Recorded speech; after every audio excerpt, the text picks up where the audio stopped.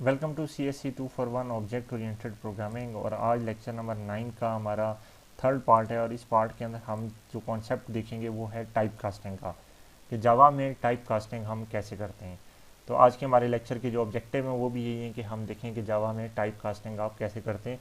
तो इसको समझने से पहले आपको ये समझना ज़रूरी है कि वेरिएबल्स को इनिशियलाइज़ कैसे करवाते हैं। तो वेरिएबल को इनिशियलाइज़ हमेशा उस टाइप की वैल्यू से करवाया जाता है जिस टाइप की डाटा टाइप आपने यूज़ की है आइडियली। यानी अगर आपने इंट एज लिखा है वेरिएबल के लिए तो आपने स्पेसिफाई किया है कि आप इंटीजर टाइप की वैल्यू से इसको इनिशियलाइज़ करवाएंगे, और ये आपने इसको इनिशियलाइज़ करवा दिया। अब सम टाइम ऐसे हो जाता है कि आपने डाटा टाइप कोई डिक्लेयर की है, जिस तरह से डबल आपने डिक्लेयर कर दी है कोई डाटा टाइप। आपने क्या है, इस वेरिएबल में डबल वैल्यू आएगी और आपने उसको असाइन कोई इंटीजर कर दी है। तो वो सक्सेसफुली असाइनमेंट तो हो जाती है, लेकिन यहाँ पे ये सोचने की बात है कि आपने इसे कहा था कि तुम्हें डबल टाइप का इनपुट मिलेगी, लेकिन आपने इंटीजर टाइप की इनपुट दी है, तो इसने असाइनमेंट क्यों की है। इसे तो हमें अगर 1000.0 देते तो इसे असाइन करना चाहिए था, हमने इसे इंटीजर दिया है तो इसने क्यों असाइनमेंट ले ली है। तो ये जो कॉन्सेप्ट है कि आप किसी डिफरेंट टाइप की वैल्यू भी किसी वेरिएबल को असाइन कर सकते हैं। तो इसको आप कहते हैं कि ये आप क्या कर रहे हैं कि वेरिएबल को टाइप कास्टिंग कर रहे हैं, या वेरिएबल को आप इनिशियलाइज करवा रहे हैं किसी डिफरेंट वैल्यूज़ के साथ। और ये कुछ टाइप कास्टिंग ऐसी हो रही हैं कि जो ऑटोमेटिकली हो रही हैं, जैसे इस केस में है कि आपने इंटीजर वैल्यू किसी डबल को असाइन की, तो ये ऑटोमेटिकली जावा के अंदर बिल्ट इन फीचर है, वो देखेगा कि अच्छा अगर ये इंटीजर है तो ये डबल के अंदर स्टोर हो सकता है या नहीं। तो वो अगर हो सकता है तो वो कर देगा इसको असाइन, आपको कोई इशू नहीं आएगा। क्यों? क्योंकि आपके इंटीजर को स्टोर होने के लिए 4 बाइट्स चाहिए, जबकि डबल के अंदर आपके पास 8 बाइट्स की मेमोरी है। तो 4 बाइट का डाटा आप उठा के 8 बाइट मेमोरी में स्टोर करवा दें, आपको किसी किस्म का इशू नहीं आना। तो जावा इम्प्लिसिटली खुद से जो है ना ये काम कर देगा कि जो स्मॉलर साइज़ की प्रिमिटिव डाटा टाइप्स हैं इनको लार्जर साइज़ की प्रिमिटिव डाटा टाइप को ऑटोमेटिकली असाइनमेंट कर देता है। जैसे कि अब एक डबल टाइप के वेरिएबल के अंदर आप किस टाइप का डाटा स्टोर कर सकते हैं, फ्लोट वैल्यू ऑटोमेटिकली असाइन हो जाएगी। अच्छा, अगर इंटीजर टाइप की वैल्यू है जिस तरह ये है, ये भी ऑटोमेटिकली इसको असाइन हो जाएगी। शॉर्ट वैल्यू, लॉन्ग वैल्यू और बाइट टाइप वैल्यू ये भी ऑटोमेटिकली असाइन हो जाएंगी, आपको इसके लिए कुछ करने की ज़रूरत नहीं पड़ेगी। अच्छा, इसी तरह एक फ्लोट टाइप का वेरिएबल है, ये आपको पता है 4 बाइट्स लेते हैं। तो आप इसको किस टाइप का डाटा दे सकते हैं, आप इसको इंटीजर टाइप का डाटा दे सकते हैं, शॉर्ट टाइप का डाटा दे सकते हैं, बाइट टाइप का डाटा डायरेक्टली दे सकते हैं। कंपाइलर इम्प्लिसिटली या खुद ब खुद इसकी असाइनमेंट कर देगा। और इसी तरह अगर आप कोई इंटीजर है, इसे भी 4 बाइट आप दे सकते हैं, तो आप इसे शॉर्ट टाइप की वैल्यू भी दे सकते हैं और बाइट टाइप की वैल्यू भी दे सकते हैं। आप देखें, इंटीजर को आप फ्लोट या डबल असाइनमेंट नहीं कर सकते। तो ये भी हम देखते हैं कि उसकी रीज़न क्या है। और अगर शॉर्ट टाइप का वेरिएबल है तो आप इसे बाइट टाइप की वैल्यू असाइन कर सकते हैं, ये कंपाइलर खुद से असाइनमेंट कर देगा अगर आपने ऐसी कोई चीज़ लिखी है तो। यानी मैं आपको दिखाता हूँ,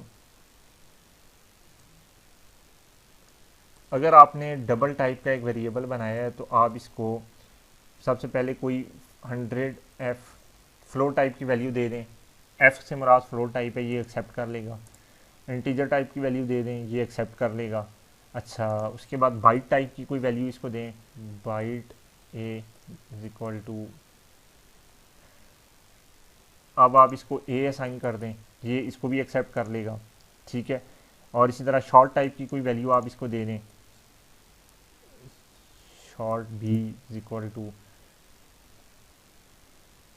आप इसको कोई शॉर्ट टाइप की वैल्यू दें, ये उसको भी असाइन कर लेगा। इसी तरह integer C is equal to, आप इसे कोई इंटीजर टाइप की वैल्यू दें, ये उसको भी एक्सेप्ट कर लेगा, इसके लिए कोई इशू नहीं है। फिर float D is equal to 12134 F, आप इसको दे दें, आप इसे फ्लोट टाइप की कोई वैल्यू दें, ये इसे भी एक्सेप्ट कर लेगा।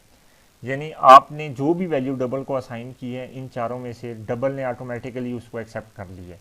उसे कोई आपको स्पेशल कोई चीज़ बताने की ज़रूरत नहीं पड़ी, कंपाइलर ने खुद से ही समझ लिया है अच्छा कि फ्लोट है तो फ्लोट वाला डाटा इस डबल में आराम से आ जाएगा, इंटीजर वाला भी, शॉर्ट वाला भी, बाइट वाला भी। अब जो फ्लोट है इसको अगर आप कोई डबल टाइप की वैल्यू देना चाह रहे हैं, अब आप देखें आप इसको असाइनमेंट नहीं कर सकते। ये आपने इसने कह दिया है कि फ्लोट एक्सपेक्टेड है लेकिन डबल आपको फाउंड हुई है। ठीक है, लेकिन फ्लोट को आप कोई इंटीजर टाइप की वैल्यू देना चाहें आप दे दें। ये मैंने इंटीजर टाइप की वैल्यू इसको दे दी, इसने एक्सेप्ट कर ली है। शॉर्ट टाइप की वैल्यू भी एक्सेप्ट कर ली है। आपको बाइट टाइप की वैल्यू दी है, वो भी आपने इसने एक्सेप्ट कर लिया है, कोई इशू इसने नहीं दिया इस चीज़ के ऊपर। ठीक है, आप इंटीजर के पास आ जाएं। इंटीजर को अगर आप कोई फ्लोट टाइप की वैल्यू देते हैं तो ये आपको एरर दे देगा कि भाई आप फ्लोट टाइप की वैल्यू इसको नहीं दे सकते।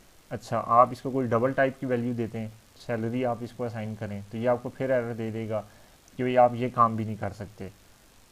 ठीक है, क्योंकि सैलरी आपकी जो है ना डबल टाइप की है, जबकि ये आप इंटीजर टाइप को असाइन करना चाह रहे हैं। इसको इसके बाद लिखूंगा तब जाके ये आपको एरर ये वाला देगा। ठीक है, ये देखें सैलरी भी आप इसको असाइन नहीं दे सकते क्योंकि इसने आपको कह दिया है कि लॉस ऑफ प्रिसीजन, कोई इन्फॉर्मेशन आपकी लॉस हो जानी है, आपकी रिक्वायरमेंट इंटीजर है जबकि डबल आपको फाउंड हुआ है। सेम इसी तरह आप इसको डी दे दें फ्लोट टाइप का, तो ये आपको सेम एरर दे देगा कि लॉस ऑफ प्रिसीजन है, रिक्वायर्ड इंटीजर है लेकिन डबल फाउंड हुआ है। लेकिन अगर आप इसको शॉर्ट दे देते हैं, इसको ये इजीली एक्सेप्ट कर लेगा, कोई इशू नहीं है, इस पर कोई एरर आपको नहीं मिलेगा। आप इसको बाइट दे देंगे, इसको भी एक्सेप्ट कर लेगा, इस पर कोई इशू आपको नहीं मिलना। अच्छा, उसके बाद आप आ जाएं इस पे शॉर्ट के ऊपर। आप शॉर्ट को भी आप सिर्फ और सिर्फ बाइट ही असाइन कर सकते हैं सक्सेसफुली। अगर आप इसे इंटीजर असाइन करेंगे तो ये आपको सेम एरर दे देगा कि भाई आपकी फाउंड रिक्वायरमेंट शॉर्ट थी लेकिन फाउंड इंटीजर हुआ है, तो ये आपको इसमें एरर मिल गया।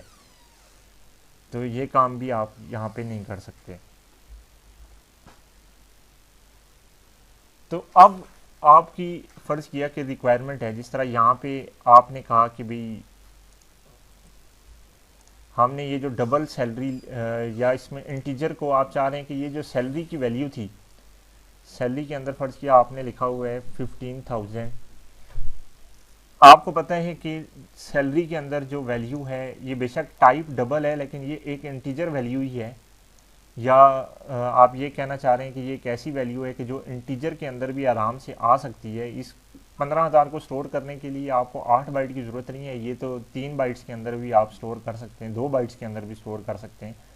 तो आप चाह रहे हैं कि आप इसको हर सूरत में इंटीजर को ही असाइन करना चाह रहे हैं, तो आप नॉर्मली लिखेंगे तो ये आपको एरर दे देगा।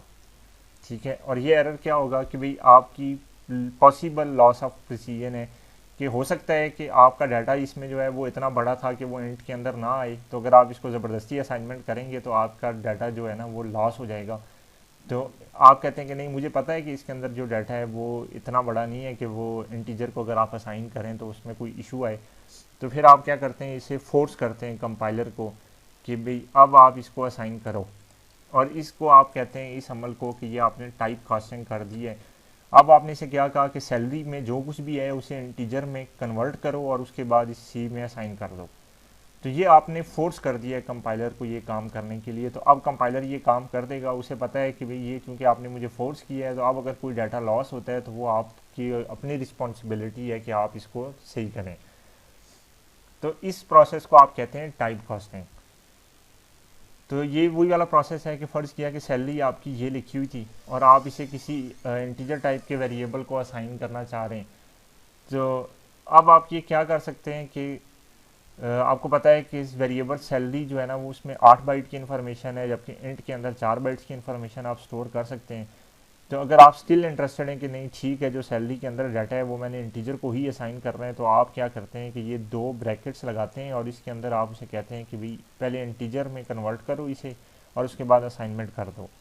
तो अब क्या होगा कि ये जो आपका पॉइंट्स के बाद वाला डाटा है ये सारा लॉस हो जाएगा, क्योंकि इसकी इंटीजर में कन्वर्जन होगी। तो आपका पता है कि इंटीजर के अंदर पॉइंट्स नहीं होते, तो पॉइंट्स के बाद वाला सारा डाटा लॉस हो जाएगा और जो बाकी डाटा है वो आपका इनकम में स्टोर हो जाएगा।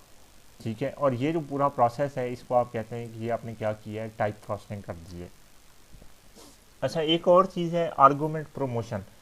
कि आर्गूमेंट प्रमोशन से ये मुराद है कि आपने किसी कोई मेथड डिक्लेयर किया है और उसको कहा है कि भाई आपको जो इनपुट्स मिलेंगी वो डबल टाइप की मिलेंगी, लेकिन आपने जब उसे कॉल किया तो आपने उसे इंटीजर टाइप की इनपुट्स दे दी। तो अब क्या होगा, कंपाइलर क्या करेगा कि इस इंटीजर को ऑटोमेटिकली कन्वर्ट कर देगा डबल में, खुद ब खुद इसको डबल में कन्वर्ट कर देगा। और इस प्रोसेस को कहते हैं आर्गूमेंट प्रमोशन, कि जो आपने इसको आर्गूमेंट दिए थे इसने ऑटोमेटिकली इनको कन्वर्ट कर दिए। अब आप देखें यहाँ पे फ़र्ज़ किया कि यहाँ पे एक आपने मेथड बनाया है पब्लिक वॉइड सम, और इसे आपने कहा है कि आपको दो वैल्यू मिलेंगी डबल टाइप की, ठीक है। और उसके बाद आपने क्या करना है कि ये जो दो वैल्यूज़ डबल टाइप की आपको मिलती हैं, इसको एक सम लेना है, sum is equal to A plus B, और ये सम आपने कहा है कि आपको डिस्प्ले करवा दे स्क्रीन पे। लेकिन जब आपने इसको यूज़ किया है, आपने एक ऑब्जेक्ट बनाया test T1 is equal to new test, और T1 डॉट सम आपने इसको यूज़ किया है, तो आपने यहाँ पे दो वैल्यूज़ जो इसको दी हैं वो आपने दे दी हैं इंटीजर टाइप की, एक 10 दे दी है, एक 20 दे दी है।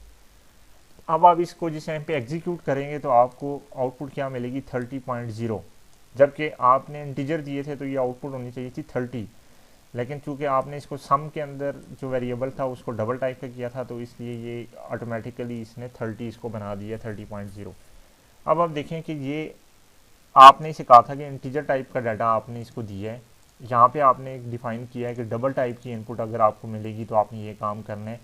तो इस मेथड को एक्चुअल तो एग्जीक्यूट ही नहीं होना चाहिए था, ये तो कॉन्ट्राडिक्शन आ गई है कि आपने कहा कि इंटीजर टाइप का डाटा दे के आपने कॉल की है, जबकि डिफाइन आपने कहा था कि डबल टाइप की अगर इनपुट मिलती है तुम्हें तो तब आपने एग्जीक्यूट होना है, लेकिन ये फिर भी एग्जीक्यूट हुआ है। तो उसकी रीज़न क्या है कि उसकी रीज़न ये है कि ये जो जिस टाइम पे आपने इसको कॉल किया तो ये इसने आके यहाँ पे ढूंढा इस क्लास के अंदर कि कोई ऐसा फंक्शन है जिसको इंटीजर टाइप की वैल्यूज़ चाहिए। जब उसे कोई भी फंक्शन नहीं मिला तो उसने क्या किया, इसको ऑटोमेटिकली प्रमोट करके फ्लोट कर दिया, फ्लोट के लिए ढूंढा उसे नहीं मिली, फिर उसने उसको ऑटोमेटिकली प्रमोट करके डबल कर दिया और डबल के लिए उसको मिल गई हैं वैल्यूज़, तो इसने इस फंक्शन को एग्जीक्यूट करवा लिया। तो इस प्रोसेस को आप कहते हैं कि ये क्या हो रहा है, आर्ग्यूमेंट प्रमोशन हो रही है कि आपके जो आर्गूमेंट्स थे वो ऑटोमेटिकली हायर डाटा टाइप में प्रमोट हो गए हैं। अच्छा, अब कौन सी आर्गूमेंट प्रमोशंस अलाउ हैं प्रिमिटिव वाले केस में? आप देखें फ्लोट आपका डबल में हो सकता है, डबल आपका किसी भी चीज़ में नहीं हो सकता, लॉन्ग आपका फ्लोट भी हो सकता है, डबल भी हो सकता है, क्योंकि लॉन्ग आपको लॉन्ग के लिए चाहिए होते हैं 8 बाइट्स चाहिए होते हैं, और इसको आप फ्लोट और डबल दोनों में कन्वर्ट कर सकते हैं। अच्छा, इंटीजर आपका लॉन्ग में भी जा सकता है प्रमोट होके, फ्लोट में भी और डबल में भी। चार आपका इंटीजर में जा सकता है लॉन्ग में, फ्लोट में और डबल में। शॉर्ट आपका इंटीजर में जा सकता है लॉन्ग, फ्लोट और डबल में, लेकिन चार में नहीं जा सकता, ठीक है। बाइट आपका short, int, long, float, double में जा सकता है लेकिन चार में नहीं जा सकता। बुलियन आपका किसी भी टाइप में नहीं जा सकता, क्योंकि बुलियन की वैल्यू को जो है ना ये कंसिडर किया जाता है कि ये आपकी बुलियन की वैल्यू ट्रू फॉल्स हैं, ये नंबर कोई भी नहीं है। तो थैंक यू, आई होप कि ये आर्गूमेंट प्रमोशंस आपको अच्छी तरह से क्लियर हो गई होंगी।